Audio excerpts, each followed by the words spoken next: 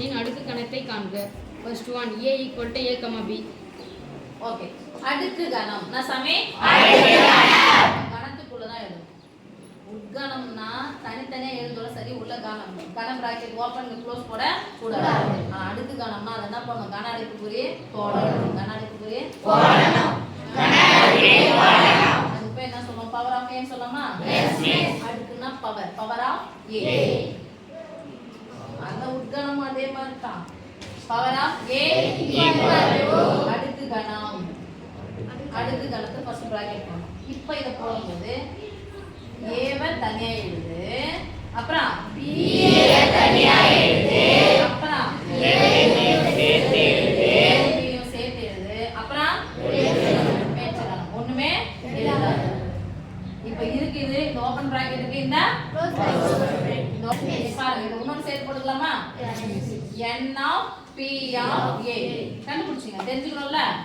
எண்ணிக்கை எத்தனை ஜோடி இதுன்னு எத்தனை இருக்கு பாசாமி? 4. ஓகே, இப்போ b சொல்லலாமா? b p of b sorry மாறு படி சார்.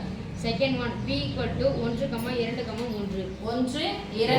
3 இதுக்கு அடுக்கு கணத்தை எழுதலாமா? p of b = அடுக்கு கணம் சொன்னாவே என்ன அடுக்கு குறி போடணும்?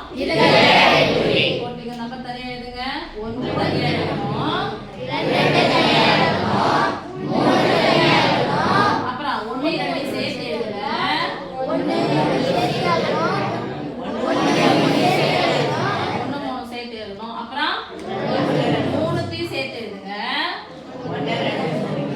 அப்புறம் வெச்சு கணம் எழுதணும், அப்புறம் க்ளோஸ் பிராக்கெட் போட்டுக்கலாமா?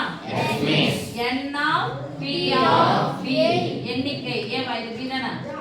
எதுல வந்துருக்கு பாருங்க, உள்ள 1 2 3 4 5 6 7 ஏன் தான் வந்துக்குது, இன்னொரு விட்டுட்டோம். 2 3 எழுதணும்ல, போட்டுக்கறேன்.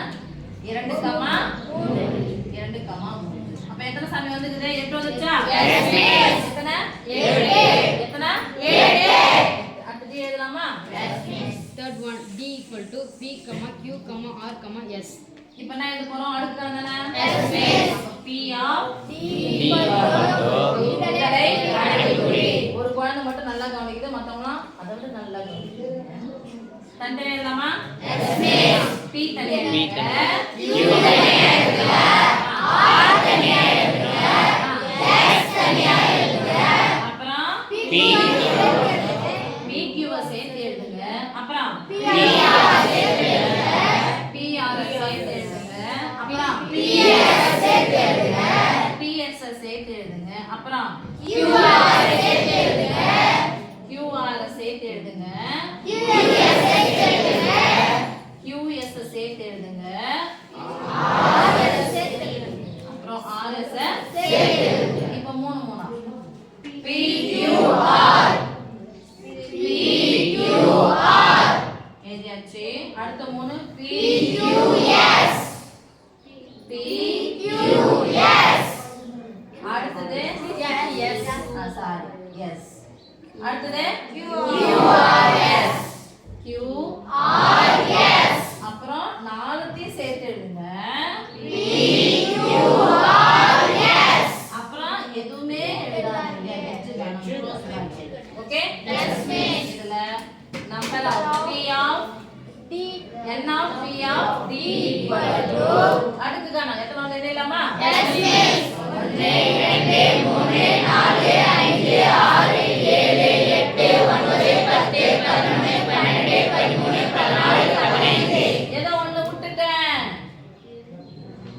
p எழுதியாச்சு, q எழுதியாச்சு, p r s எழுதுனா எழுதல, p r s p q r எழுதுனா p q s எழுதுனா p r s எழுதல பாரு. எங்க அது இது p q r இது q r p q r எழுதுனா p q s எழுதுனா அடுத்து p r s எழுதணும்ல, எங்க எழுதல பாரு. அப்பப்ப ஒண்ணு விட்டாங்க. p r s எத்தனை வந்துச்சு இப்போ? 16. இங்கப்பா fourth one E equal to pi. E equal to Pi. pi என்னது வெற்றி. வெற்றி கணம். pi என்னது வெற்றி கணம். power of E equal to வெற்றி கணம். right? இந்த வெற்றி கணத்தை என்ன பண்ணோம்? இன்னொரு வரிசைக்குள்ள போகும். இப்போ n of p of E equal to எத்தனை வந்திருக்குப்பா? 1. ஓகே. இப்போ இத வந்து ஒரு கன்க்ளூஷனுக்கு வரலாமா பாருங்க. Number of p of a equal to எத்தனை வந்தது? 4. இது 8. இது 16. அது 1. எதனுடைய மடங்கு இந்த 4 8 16 எதனுடைய அடுக்கு? 4 உடைய அடுக்கா? மடங்குன்னு கேட்கல, அடுக்கு. 2 உடைய அடுக்கு. இங்க பாருங்க. 2 power 2 ஆ? Yes, miss. 2 power எண்ணிக்கை உறுப்புகள் எண்ணிக்கை எத்தனை? 2. அடுத்தது 2 power உறுப்புகள் எண்ணிக்கை எத்தனை? 3. ஓகே? Yes. இங்க 2 power எத்தனை? 2 power 4 16. Yes, miss. எத்தனை உறுப்புகள் இருக்கு? 4 உறுப்புகளா? Yes, miss. அடுத்து இது 2 power உறுப்புகள் என்னது? 0. Anything power of 0 equal to 1.